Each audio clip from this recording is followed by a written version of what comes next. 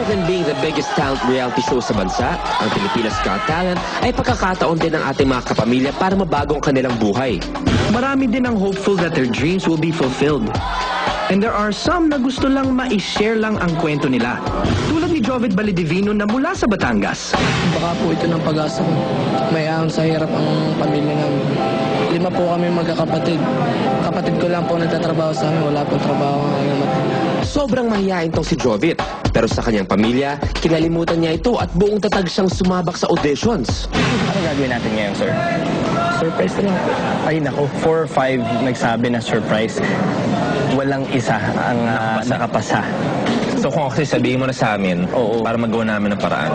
Ano, practice tayo, pasok. Anong talent mo? Please watch me po. Maraming salamat. Okay. You may go on stage. Good luck. Ikaw na. Good luck. Hi, salamat. Mukhang ito may talent talaga. Ako, ayan na. Ito na naman ako, Okay, hi. What is your name?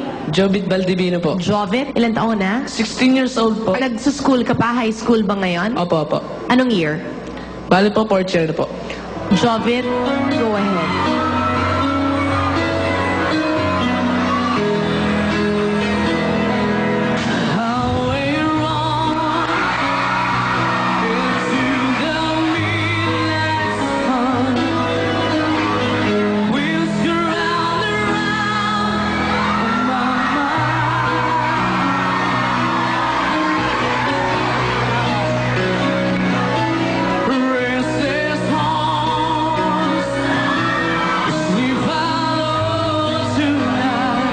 Liit, pero ang laki ng boses.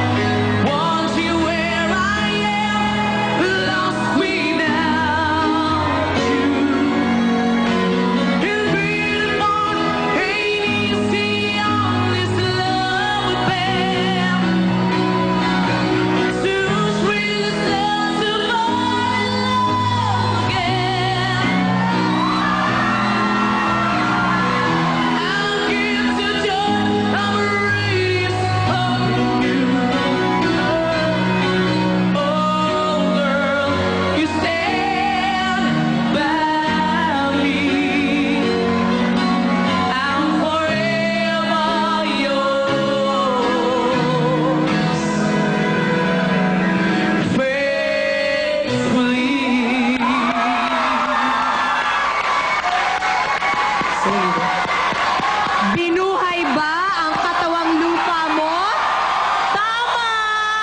Inaantok na ako pero binuhay mo ang katawang lupa ko, bongga! Thank you po. Alam ko that it's so difficult to perform pag meron kang pinagdadaanan. Opo, opo.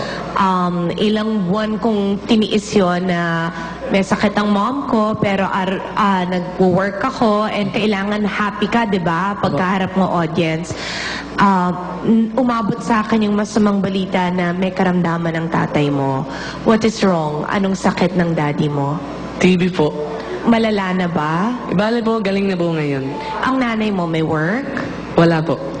tumutulong ka? Opo. Paano ka tumutulong? Bali po, pagkakalabas ko po sa hapon, nagtitinda po ako sa bayan. Siomay po, siomay. Oh. Naiiyak naman ako, Oden.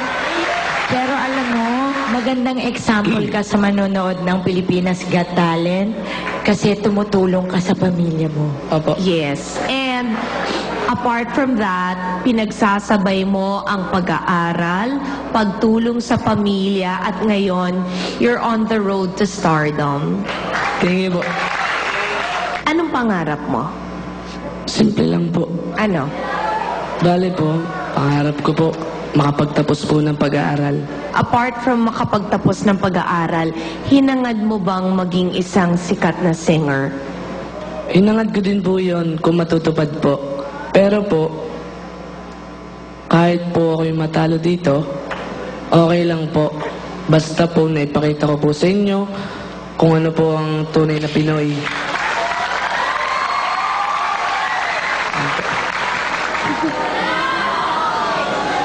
Okay kayo. Oo, pinaiyak mo si Friendship. So let's vote, boss. It's a big yes for me. Jovit, ako rin, yes na yes. Ako, isang maluhaluhang oo. Thank you po. Thank you po. God bless you, Jovit. Unbelievable ang boses mo. Pero alam mo bro, ang na-appreciate namin sa'yo, napaka-humble mo pa rin. Oo. Ayan ang malayo ang mararating mo sa buhay mo. At siguradong sigurado ang pamilya mo, huwag kang mag-alala dahil matutulungan sila. Hindi lang dahil sa'yo, pero sa lahat ng nanonood ngayon, sumusuporta Anong mensahe mo sa pamilya mo na sigurado pag nakita nila to, mamamangha sila? Balang araw po, may ahon ko po kayo sa kahirapan. Well, sa dalawang pangarap mo, you're one step closer. At continue being humble.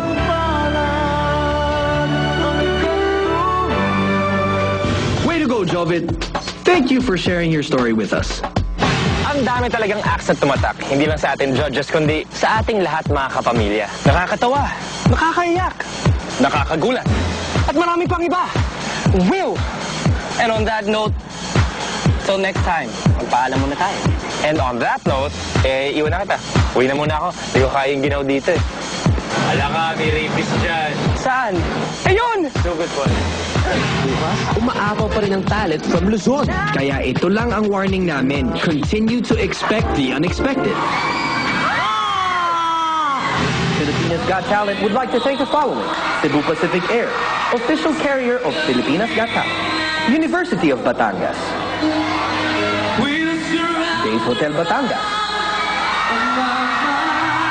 University of Baguio; Alpha City Suites Cebu; Price Plaza, Cagayan de Oro. Hilton Cebu, Resort and Spa. Janssen Cosmetic Surgery. Baguio Country Club, our official residence in Baguio City; RRJ.